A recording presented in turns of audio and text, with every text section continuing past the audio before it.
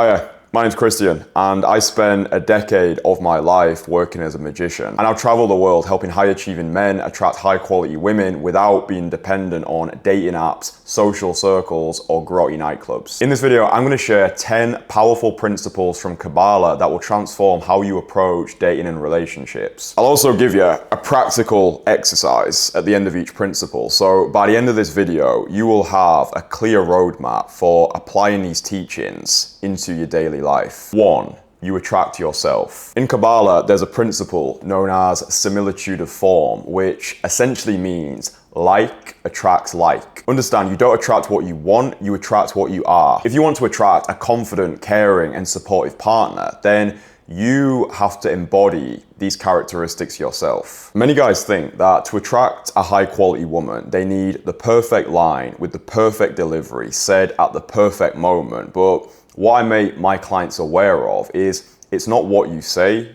it's not how you say it, it's who you are when you say it. So bro, before going out and meeting anybody new, write down 3 traits that you want in a potential partner and then ask yourself, how can I embody these traits today? By doing this, you practice becoming the person who you want to attract. 2.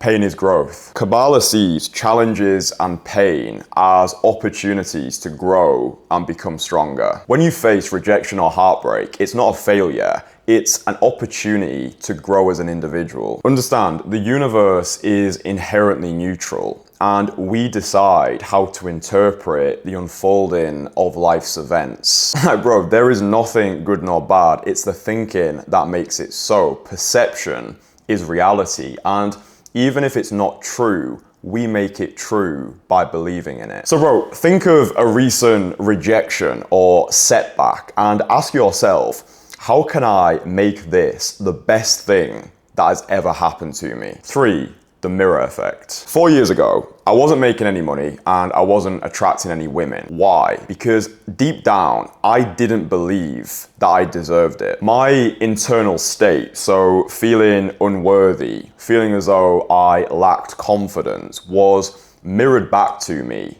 in my reality. And bro, I understand now that in life, we don't necessarily get what we deserve.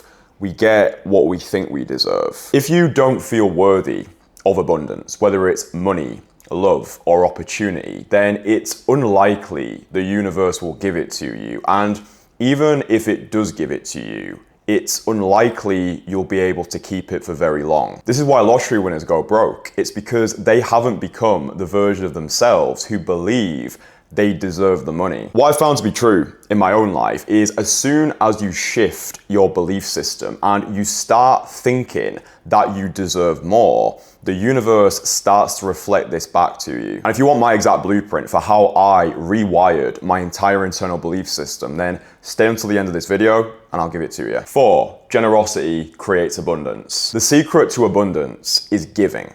Okay, most people approach dating with a what can I get mindset. Instead, we want to flip the script, and instead of asking ourselves what can I get, we focus on what can I give. When you focus on giving, whether it's compliment, positive energy, or showing genuine interest in another human being, you cultivate an atmosphere of abundance and opportunity. So in your next conversation with a beautiful woman, rather than going in there thinking to yourself, what can I get? Like, what can I get from this woman? I'm gonna give her a compliment in the hopes that she likes me more.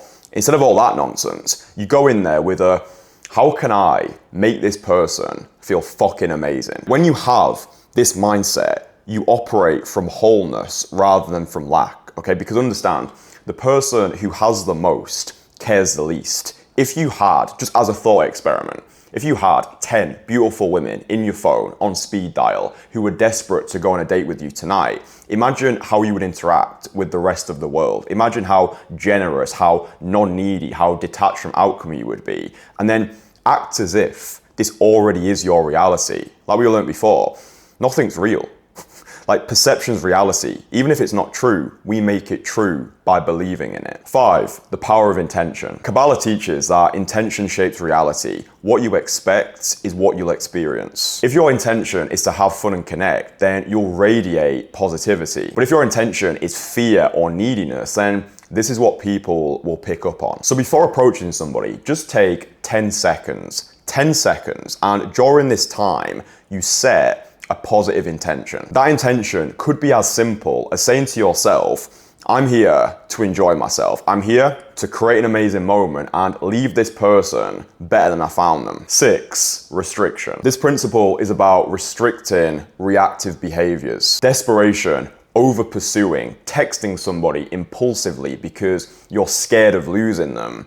All of this comes from a lack mindset. Restriction means pausing, staying grounded, and acting with purpose rather than emotion. So bro, next time you feel the urge to text somebody impulsively or seek validation, give yourself 10 minutes and ask yourself, is my decision coming from a place of confidence or is it coming from a place of fear? 7, endless light. Kabbalah teaches that the universe is limitless and scarcity is an illusion. There isn't just one person, there isn't just one opportunity. There are a multitude of chances and opportunities to find love and connection. And what I've found is the guys who I work with one-on-one, oftentimes they're coming from a place of scarcity and they view every woman, every approach, every conversation, every date, they view all of it as this make or break situation. So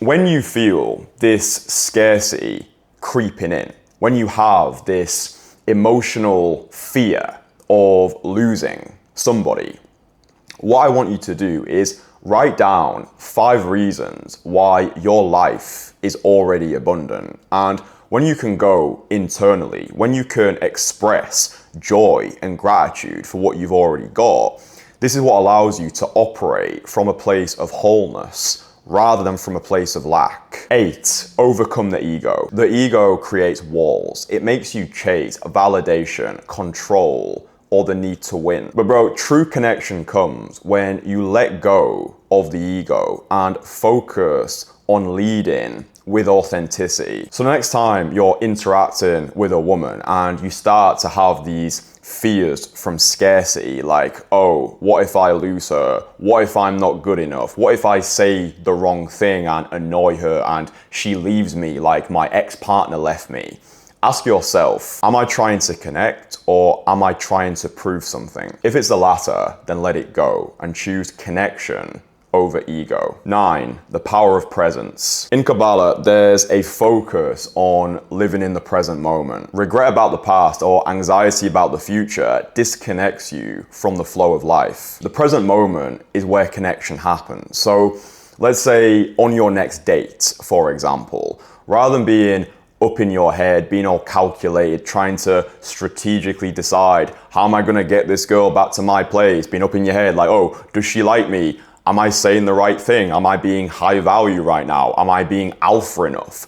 Let go of all of this. And the only focus for your date is being as present as possible and enjoying it, like enjoying it as much as possible. Even if the date goes shit, you learn. Again, nothing's good nor bad. It's the thinking that makes it so. But what I found with a lot of the guys who I work with one-on-one, they are logical, cognitive, high-achieving individuals, and they like to have certainty. They like to have certainty how things are gonna go. But in the game of life, all we have is uncertainty. Like when we die, none of us actually know what's going to happen. And I found that when I'm working with guys, their biggest breakthroughs come when they surrender to the flow of life. They allow themselves, like give themselves full permission to enjoy themselves. Give themselves permission to suck. If things don't go well, they've got a funny story, yeah? So understand, we never get the same moment twice. In 20 years' time, you will look back on the person you are right now and you would give anything to be back in this moment, okay? So you're on a date, you're speaking with a woman, you've got anxiety towards going over there. Breathe, get grounded, get present, and just remind yourself, we never get the same moment twice. 10, the illusion of competition. Kabbalah teaches that we're all connected and competition is actually an illusion. Jealousy and comparison come from a scarcity mindset. When you see other people thriving it's proof that abundance is available to you too. So bro, when you feel jealous of somebody else's dating life, maybe they've got a hotter girlfriend than you, or maybe you see another guy approach a girl that you wanted to talk to, rather than sinking into scarcity, rather than getting jealous and envious, write down 3 ways why their success has inspired you. If you start blessing that which you wish to receive, you will allow yourself to be more open to receiving these things, but also you'll shift your flow. You'll become more abundant. You'll realize there's more than enough to go around. It's like making money. Just because somebody else makes money doesn't mean it detracts from your ability to make money.